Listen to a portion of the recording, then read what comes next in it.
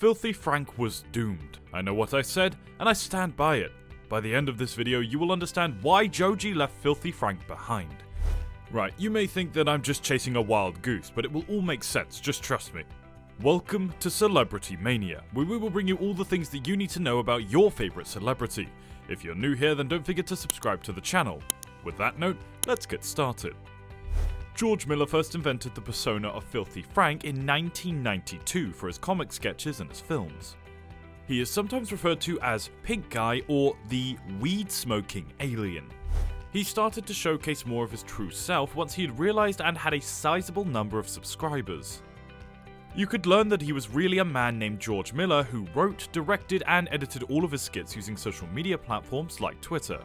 Due to a neurological condition that makes him vulnerable to stress-induced seizures as well as a lack of interest in the show, George Miller stopped producing Filthy Frank and the comedic content in December of 2017. And yet, with the release of his album In Tongues on the 88 Rising label, Filthy Frank re-emerged as Joji. He is currently focusing on music rather than humour and sketches. Nowadays, George Miller performs music as Joji. He no longer incorporates the flamboyant, overdone flair that he used to, and instead embraces the more serious side of life.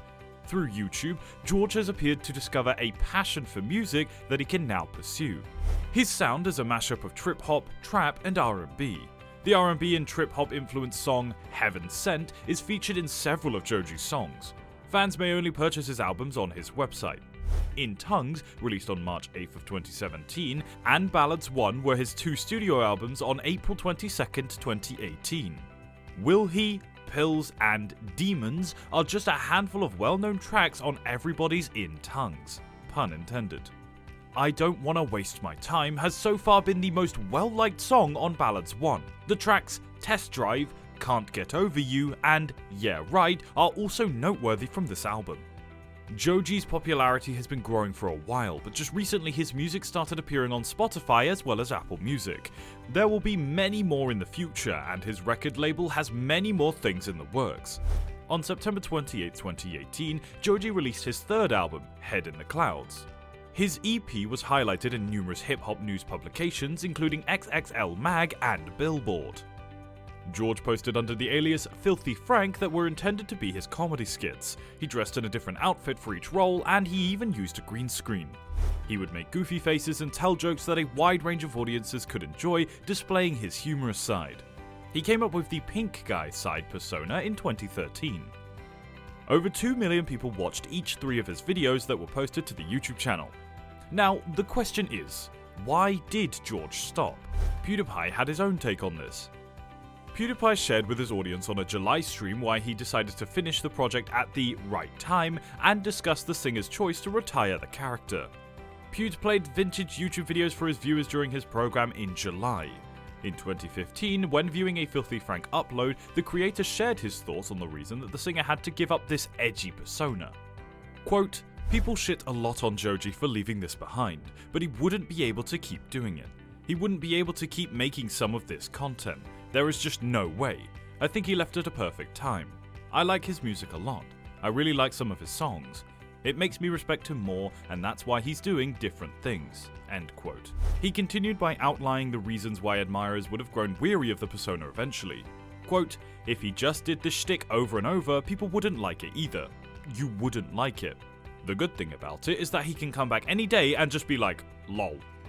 That would be so fucking funny. Come back and just drop a video again." So, what actually happened that made him stop? It's possible that Filthy Frank thought he had reached the limits of YouTube of what he could accomplish, and it seems very feasible because he's now been doing YouTube for a very long time. He scored many goals. He attracted 1 million, 2 million, and finally 5 million subscribers. He was positioned very high in the YouTube hierarchy and might have believed that attempting to move up further would be pointless and time-consuming. On the other hand, you could counter that there is truly no ceiling as to what can be accomplished on YouTube. Let me put it another way, since it doesn't matter if there is or isn't a ceiling on what can be accomplished on YouTube. Around the time you reach this realization, you have the power to effectively pursue additional creative projects that you may not have had the opportunity to do before. Although Filthy Frank had a sizable subscriber audience when he attempted to segue into music, the Filthy Frank / Pink Guy controversy persisted for some time. He was at a crossroads with the three choices because it started to sound a little cliché.